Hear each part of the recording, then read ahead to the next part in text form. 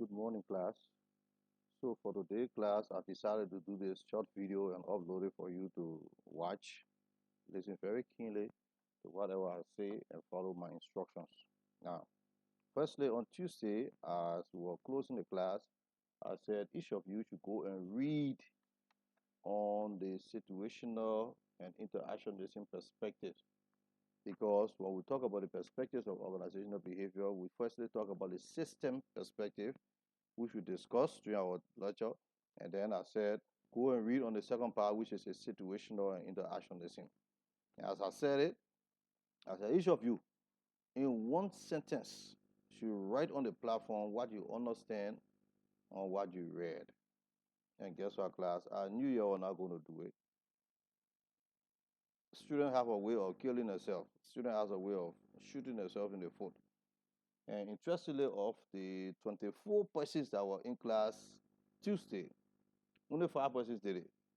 And Rebecca Walker, Melvin Johnson, Patimius Brooks, Brenda Jere, and Aske Dennis. Thanks to the 5 of you for doing it. Now, the question was asked whether it was going to be an assignment. I said, no, it's just a little class work. But since you refuse to do it, I've taken it as an assignment, and that assignment is passed. As far as I'm concerned, only these 5 persons did the assignment on situational perspective.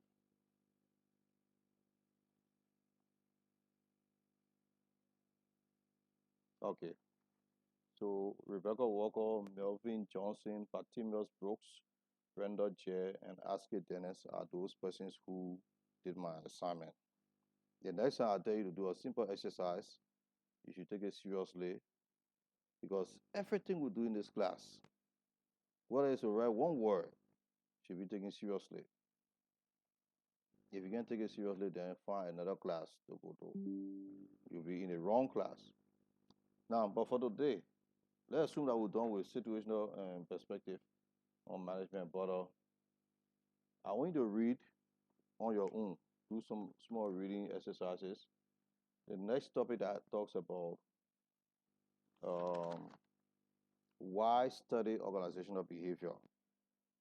It's very simple. I'm not going to say anything about it. I want you to read it again and understand it. Why study organizational behavior? It tells you why any human being, for that matter, would need to study the concepts and the theory of organizational behavior. Why is it necessary? Once you read it, you get a clear understanding of it. And then the next topic I need you to read is also called the building blocks of organizational behavior. When you talk about building blocks of something, it's like the foundation of something. Whatever that thing is resting on for it to be able to develop. And we're saying here that organizational behavior is not a career or a discipline or a science or thought on its own. There are certain things that it depends on that develop it. There are 5 altogether. The first one is psychology. The second one is sociology. The third one is social psychology. And the fourth one is anthropology. And the fifth one is political science. And nobody should tell me it's the first time coming across these words, like how Queenie, what her name, Queenie Cleon says she never heard perspective before, but she heard calabash, Read on these 5 building blocks of organizational behavior. It will tell you what they are and why they are linked to organizational behavior. Read on it. And once you read on it, if you have any issue of understanding what you read, feel free to post a question on the platform. Let everybody see that question, and I will answer it for everybody to see the answer. That's another way of learning. But guess what, class? Nobody is going to post a question because everybody will pretend that they understood it because not a lot of you will read it. I checked this morning, got 32 persons now registered in this class or enrolled in this class. You have to take your lesson seriously. Then, also, let me introduce you to the next chapter that talks about individual differences, personality, and ability. when we talk about individual differences, it simply means that every human being has their unique characteristics that make them different from the next human being on earth. In the home, you have individual differences with your family members, with your siblings, your neighbors. You are different. At work, you have differences. In school, you have differences.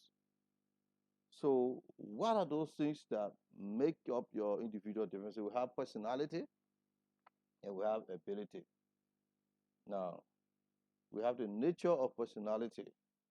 What is personality? They say personality refers to the stable pattern of behavior that can be seen in anybody.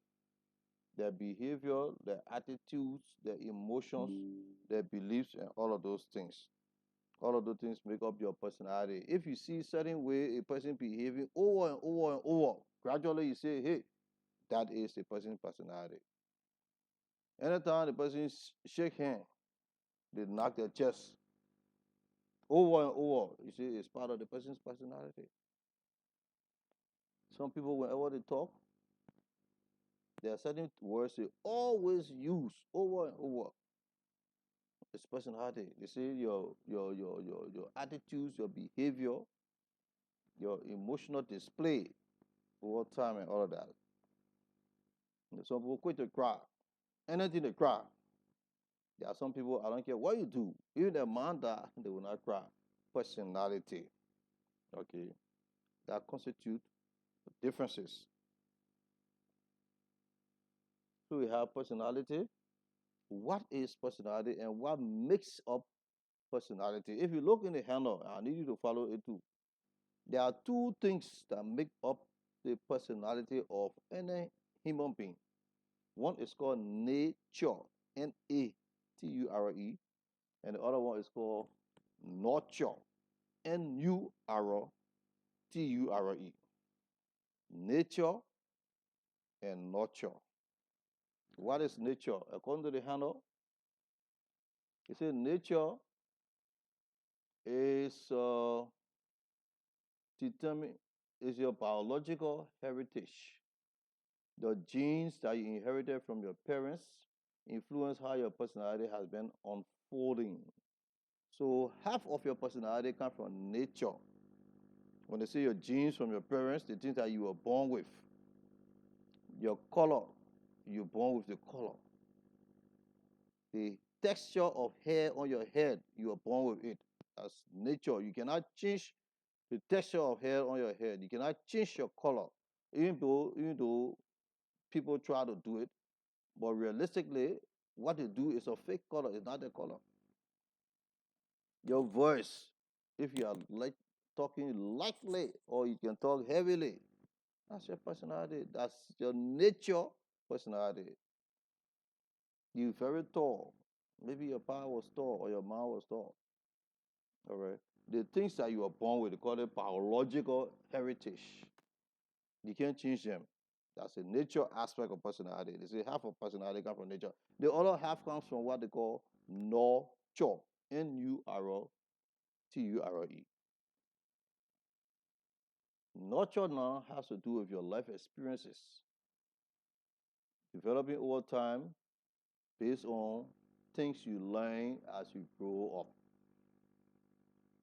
If you become a very good football player, you are not born as a football player.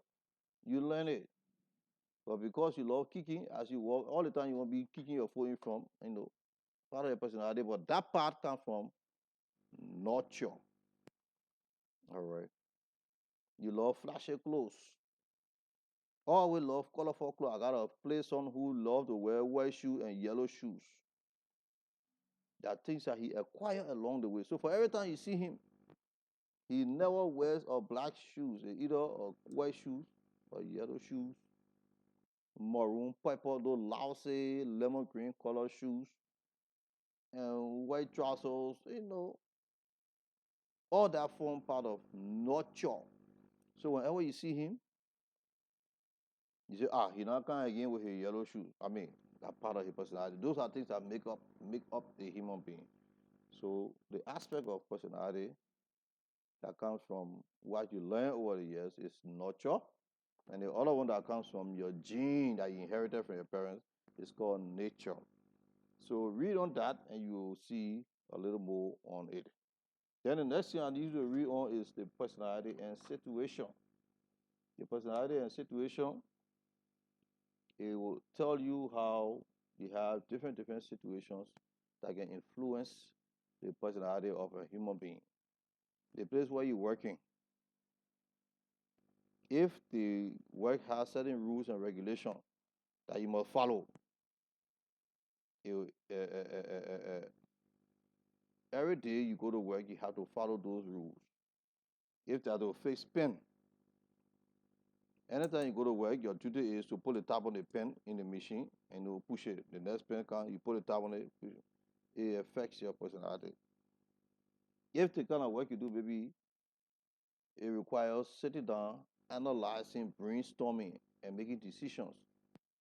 All of those, we call them the personality and the situation. What I need you to do is to read that also, and you'll understand a little bit about how personality is developed. So for today, I want you to understand and reflect on these things.